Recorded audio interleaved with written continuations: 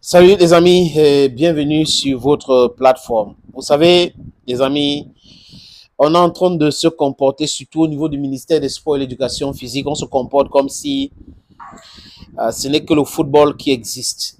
Il n'y a pas d'autre sport.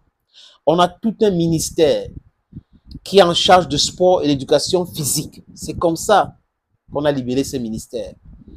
Mais le ministère nous parle de football à longueur de journée. Pas seulement, pas le football même. Parce que le football amateur, le championnat camerounais, ça ne les intéresse pas.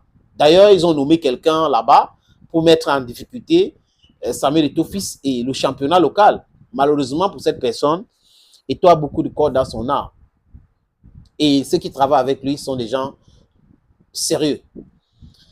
On ne voit pas le ministère du sport dans d'autres sports. On le voit uniquement à l'équipe nationale du Cameroun. En train de bagarrer la nomination et tout, interpréter les textes stupéfacteurs, les gros mots, le droit partial, parcellaire et autres. Voilà comment est-ce que on observe, comment on observe ce ministère, les amis. Voilà comment le ministère là fonctionne.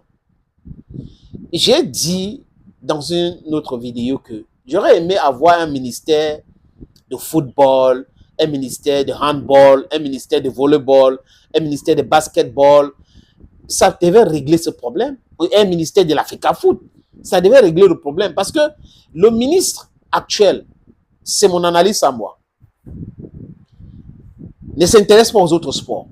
Regardez la situation des volleyeurs qui sont allés jouer une compétition. Les gars sont arrivés, ils sont en train de se plaindre pour qu'on donne leur prime. Les handballeuses sont allés devenus vice-champions d'Afrique au Sénégal, pas de primes. Oui, ils ont réclamé des primes jusqu'à présent. Il y a un certain Franck Tchoupten qui a pris part au marathon international de Douala où le ministre était présent. Et les vidéos sont là, les images sont là. Et on n'a pas donné les primes de ce gars jusqu'à présent. Tarasport. Qu'est-ce que le ministre a fait? Non. Donc, quand on regarde le sport globalement au Cameroun, les amis, je suis très modeste et dis que c'est une catastrophe. Peut-être que d'autres personnes vont trouver d'autres mots pour qualifier la situation du sport au Cameroun. Le football, c'est l'arbre qui cache la forêt. Oui. Donc, cette bagarre, c'est pour les caméras, parce que quand on parle football, on parle des caméras du monde entier, c'est des grosses stars quand même qui touchent beaucoup d'argent, dont le ministère s'intéresse. Monsieur le ministre était aussi au niveau de la culture avant de devenir ministre de Sport et de l'Éducation physique, qui se transforme peu à peu au ministère de Lions Indomptables. Qu'est-ce que M. Narcisse Moëlle Kombi a fait? Quels sont les faits d'âme de Narcisse Moëlle Kombi? Interrogez les artistes pour mieux comprendre cette situation. Les artistes vont vous vraiment expliquer le mécontentement à l'époque quand M. Noël Kombi était ministre de la Culture et des Arts. Miss Cameroun, une compétition où il avait banni, allez poser la question aux organisateurs de Miss Cameroun, ils vont vous expliquer encore. D'abord, le Cameroun devait aller jouer quoi, les amis? Les TQE pour les Jeux Olympiques de Paris, à Hongrie. Il n'y a pas eu de visa. Le Cameroun donc été disqualifié ou est disqualifié. Le président de la fédération est venu faire le kill-off. Alors la réalité est tout autre chose. Les handballeuses ont demandé la démission de M. Abba parce que selon ces handballeuses, il est un mytho. Il raconte du n'importe quoi. Donc on voit le ministre toujours dans la réaction, pas en action. Surtout quand ça concerne d'autres sports. Voilà donc une compétition de handball que le Cameroun devrait organiser. On parle de compétition de champions d'Afrique. 45e édition. L'Algérie a eu des problèmes. Le Cameroun a dit que oui, ils pouvaient organiser. Et là, bon, ils ont signé des accords à Douala, je crois que c'était au mois de février. Et là, boum, on vient d'apprendre que la Confédération africaine de handball a retiré ou aurait retiré l'organisation de cette compétition au Cameroun. Qu'est-ce que le ministre a fait jusqu'à présent Pourquoi la presse officielle, la CATV, ne parle pas de ça?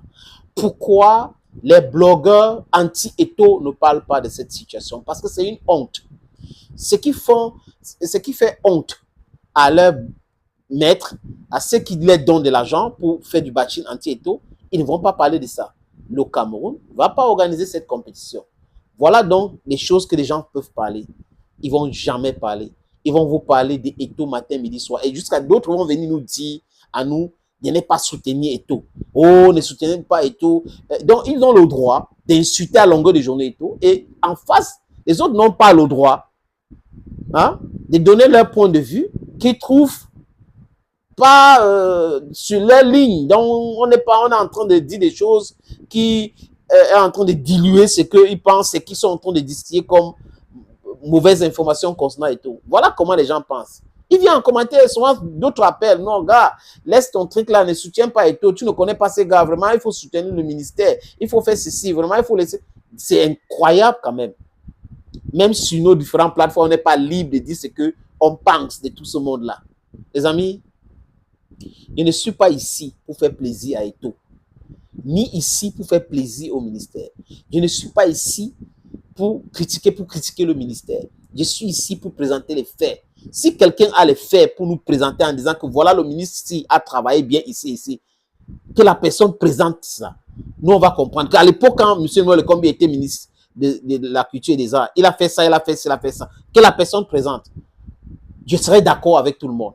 Mais si vous ne pouvez pas présenter les faits d'âme de ce monsieur, arrêtez de vous tromper. Arrêtez de prendre l'argent de certaines personnes qui vous donnent pour raconter du n'importe quoi. Votre détestation de l'Eto'o ou des Eto'o ou votre étophobie n'est pas synonyme d'avoir raison. Vous détestez quelqu'un dont vous ne pouvez pas voir les choses que cette personne fait. Vous êtes là, oh, il a fait ceci, il n'était pas au Cameroun. Il a fait... Alors que le monsieur est en train d'aller au congrès de la FIFA. Au congrès de la FIFA.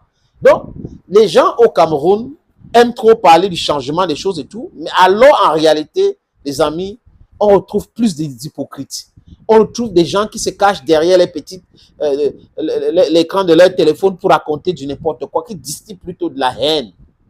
Ils distillent la haine. Voilà une actualité. Parlons-en. Parlons de cette actualité. Posons-nous de vraies questions. Pourquoi le Cameroun n'a pas pu organiser? Pourquoi est-ce qu'on a retiré l'organisation au Cameroun? Qu'est-ce que le ministère des Sports a fait dans ce sens?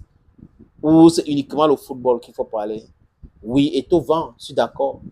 Mais Eto'o aussi, c'est un élément qui est là pour rappeler aux gens que vous pouvez partir de rien et devenir quelqu'un et refuser qu'on marche sur vos plates-bandes. Oui, you can say no to that. Tout le monde doit être respecté. Et si on ne vous respecte pas, imposez-vous. That's how it works. If they don't want to respect you, impose yourself. Impose the respect. Thank you, friends, for always watching videos on this platform. And bye-bye.